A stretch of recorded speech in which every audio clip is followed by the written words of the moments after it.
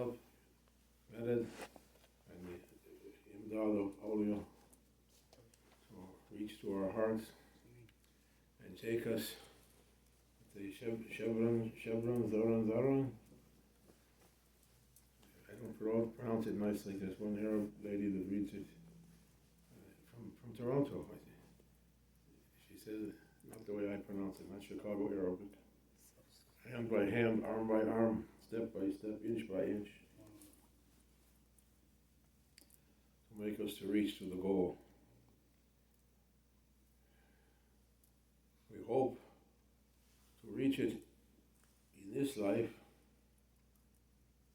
Rasulullah sallallahu alaihi wasallam, he said, if you want to see someone, he's reported to have said, if you want to see someone who died before he died, look to Sayyidina Abu Bakr. And people had all kinds of interpretations for that. He died to his desires, he died to his willpower, he reached the goal, he killed his ego. And he took the title of Sadiq, Thani Uthnain, second of two in the cave. All of us under the control of our egos. They asked Maulana Shaykh Nazim, how can we tell if we're making progress? He said, there's no progress. It's ego. Either you killed it, or it can make revolution on you any time. You think you're safe, and then quickly it puts you down again. So until we can be safe from our egos, to die before we die, we're struggling. We have to struggle. May Allah forgive us. May He grant us enough time to complete our mission before we go from this life. Allah sent us to earth to be His deputies, all of us, His khulafa, to represent His divine names and attributes, and to manifest those qualities in our lives, and to carry the divine amanat, trust. You know the ayat, Allah offered the trust to heavens and earth, and to mountains and ocean, huge creations. All of them refused, they were afraid, except for foolish mankind.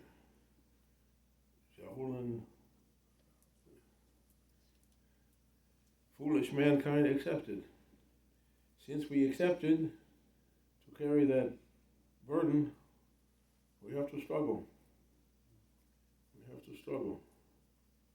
Animals and plants and trees and minerals, everything is glorifying Allah without any impediment.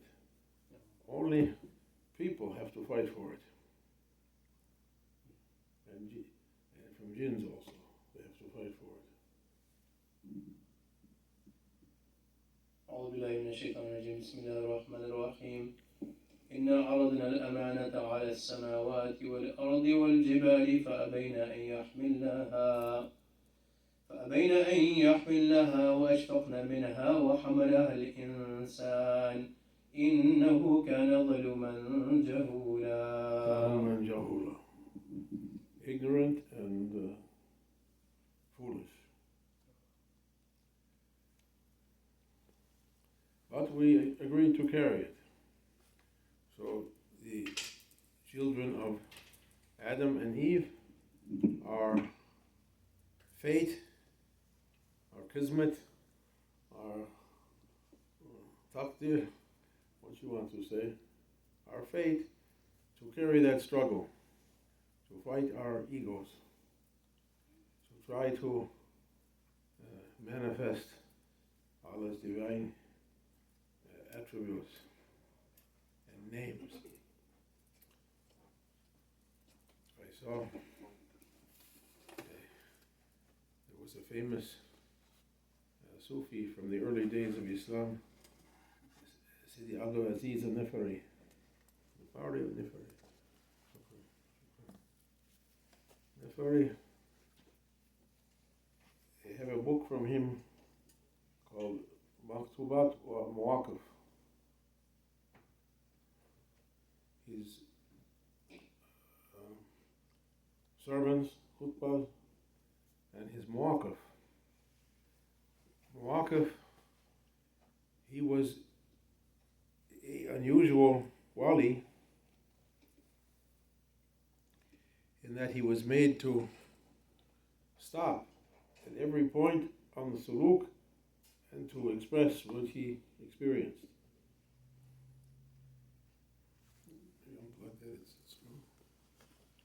Asban baraban bihaq shawak shiban. He expanded a lot. That's good. Just leave it like that. He talked about every station on the way as he was passing through it. Allah would prepare him. His speech was describing how he would be prepared for the next ascent. And then when he reached what he was ascending to, he would pause, stop, walk up, and describe the situation, and the situation would change completely. What was needed for one part of his journey, no, he couldn't continue like that. For instance, he said, Allah would speak to him, or the divine voice would come to him, and who was speaking, Allah knows, you have to invoke me. You invoke, to call by my name. Qul idullah awidur rahman ayyaman tad'u falahu asma'ul husna. Say, call him Allah or call him Rahman, whichever name you choose, these are the most beautiful names. You have to وَلَذِكْرُ Akbar. You have to call him by his names. And he would call on Allah subhanahu wa ta'ala as he was taught and prepared, and move to the next station. When he reached the next station, a voice would come. Now, you can't dare call me. You can't speak. Shaykh Muhyiddin said, don't say Ya Ahad. In the presence of Ahad, he doesn't recognize anyone else. Ahad doesn't recognize the second party. Who was saying Ya Ahad? There's no one else but me. Like that, he was going through so many. And he said, the letters, for instance, the Holy Quran, the letters contain lights. Those lights comes from the names. Those names have a reality that shows up in the, when you say Allah, there's a reality in the world of realities that illuminates that name. That name illuminates the letters, and up and up and up until what can't be described. Behind everything that we see is something else. Is something else. People are fond now of talking conspiracy theories that everything is being engineered behind the scenes. It's a very small look or view.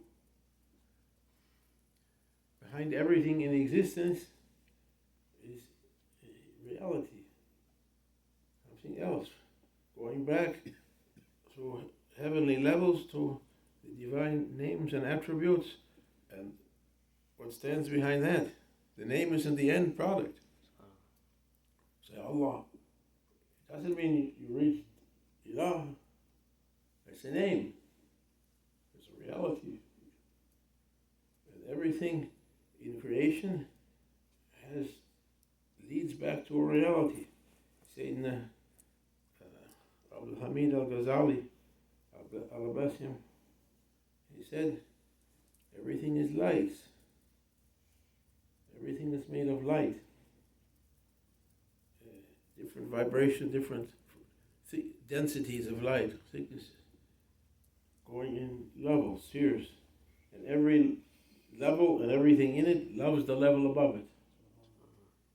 Not only loves it, it's in connection with it. Well, Shaykh Hashem said, don't think you're seeking Allah, Allah is seeking you. The one who is seeking is also the one who is sought after. Murid is also Murad, the one wanted. The one who wants is also the one wanted. And every, bring it to the world of human beings, otherwise every human being is created under a Rabb, a Lord, one or another of the divine names and attributes. They're manifesting that name, each one different. He doesn't repeat anything. No, they don't have photocopies anymore, they have whatever they have now. If they had something at 3 o'clock this afternoon, they have a new one by tonight.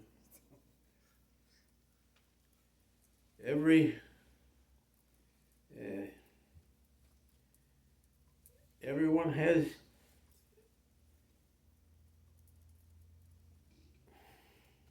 is representing a light from a higher level.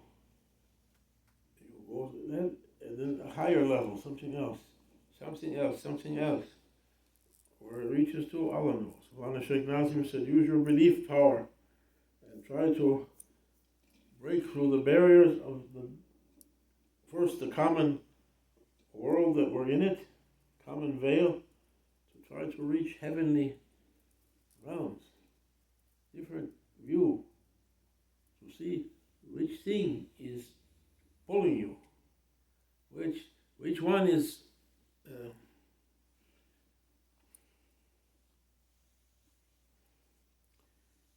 which, as if you're the shadow cast by something. Something is making the shadow, and there's a light coming on that object that makes the shadow. So which one are we? If we're shadows, something is casting the image here. Beyond that is a light. And beyond that, Allah made Ayatul Nur, Allahu Nur Samawati wal Ard, and they wrote books and books trying to explain its meanings. How to know its meanings, Mania. How to know its meanings. If we're going to look in books, we're going to wind up fighting with each other. I'm looking at history. Maulana Shaykh said, read history. All kinds of history. I was reading some things for Islamic history, things that happened at the beginning of Islam. And you see people, good people, best people, fighting with each other. Their ijtihad, their understanding is completely different, to the point of fighting to support it.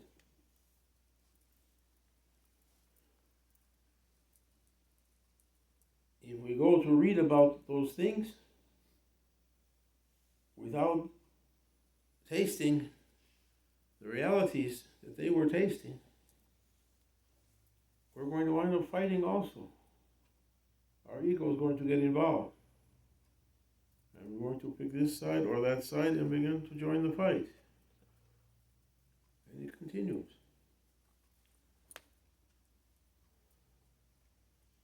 We're asking to reach to the knowledge of tasting. None of us can say they're doing ijtihad on something. First, we didn't see prophets, we didn't reach that level. We're asking to taste the meanings in Holy Quran and the meanings in the Holy Quran all around us and in ourselves also. سنريهم آياتنا من الآفاق وفي أنفسهم حتى يتبين لهم أنه الحق. We'll show you the signs in the world around you and in yourselves until you know it for sure, till you verify it, till you realize it. Realize doesn't mean to know. Realize means you put it into reality. The root meaning to realize means to make it into reality. To realize a knowledge means you tasted it. Shaykh Nazim used to say, Grand Shaykh, Allah bless him, never spoke about anything until he had entered that station and traveled its length and breadth, and then he would speak about it. Like us, we don't. Who can be like him? He told Sheikh Hashem, he told a story one time, in case we think we became something very pious, people are happy with their piety. Our Shohrat Afad asked, all their good deeds was eaten up by bugs, but they don't know it. They think they have a picnic basket full of good deeds, and they open it, and hey, the ants ate everything. What happened?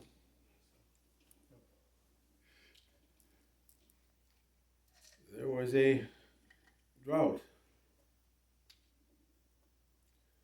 in the time of Sayyidina Abayaz al-Bastami, al-Abbasi, Qaddasallahu. He looked to us with his love. To mention their names has to give some pity on weak people. We don't know anything. Akhir Zaman, not one drop. They came to him to make dua that Allah would take that drought away. No rain was coming. They grew all their food in those days, no supermarkets, no food. They came to Sayyidina Sultan Arifin, Qaddasallahu Sirruh, and said, can you make dua for us to take away that drought? He consulted for a few moments, then he said, if you can find for me someone that can say Ameen to my dua. Now they're putting on WhatsApp, Ameen, Ameen, Ameen, Ameen. Ameen? I need somebody very pure to say Ameen.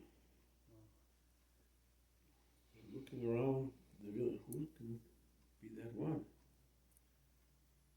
Finally, after some time, they brought one guy. I think this, he was blind. Not blind, his eyes were out.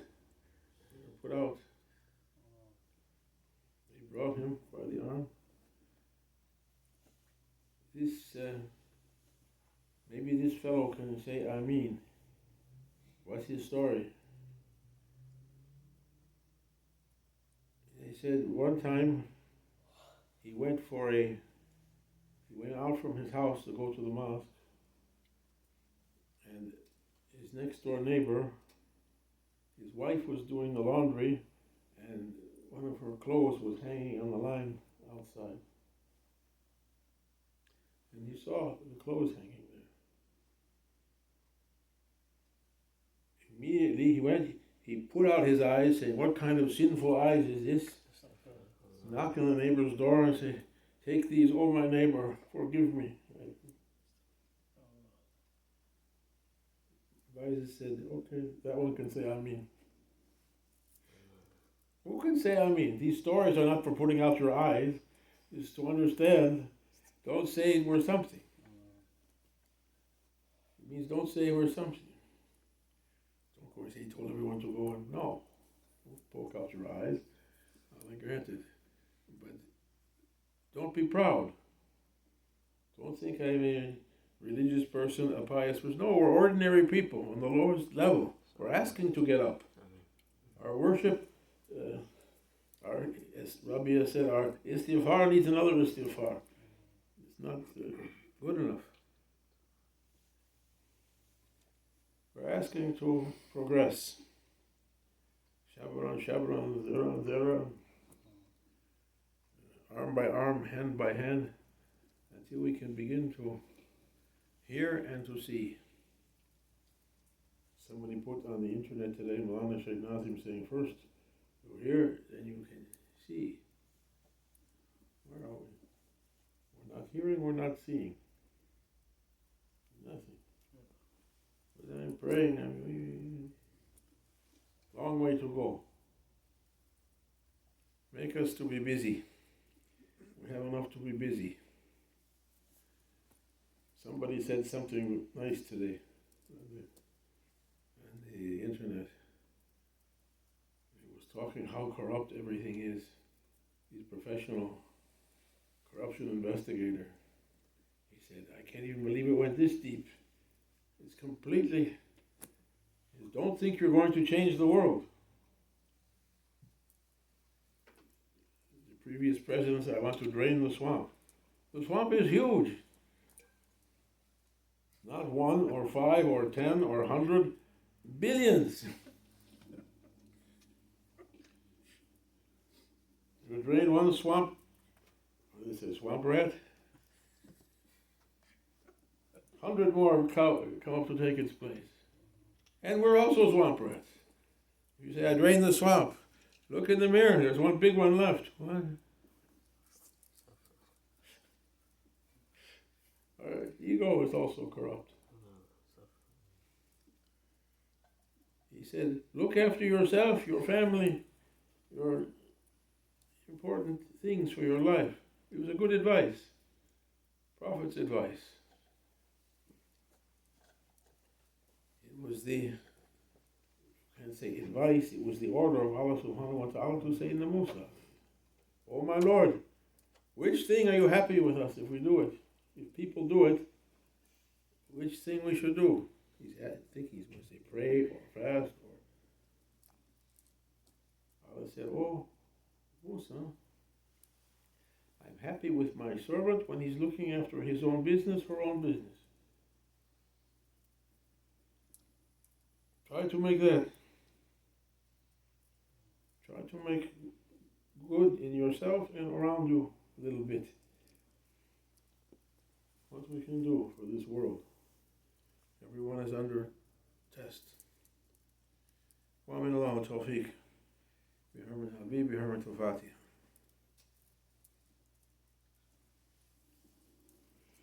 Alhamdulillah.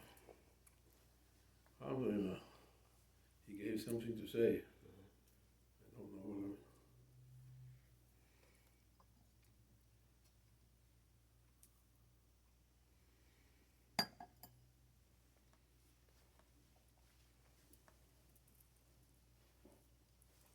I was thinking one of the sprinters can run back there again.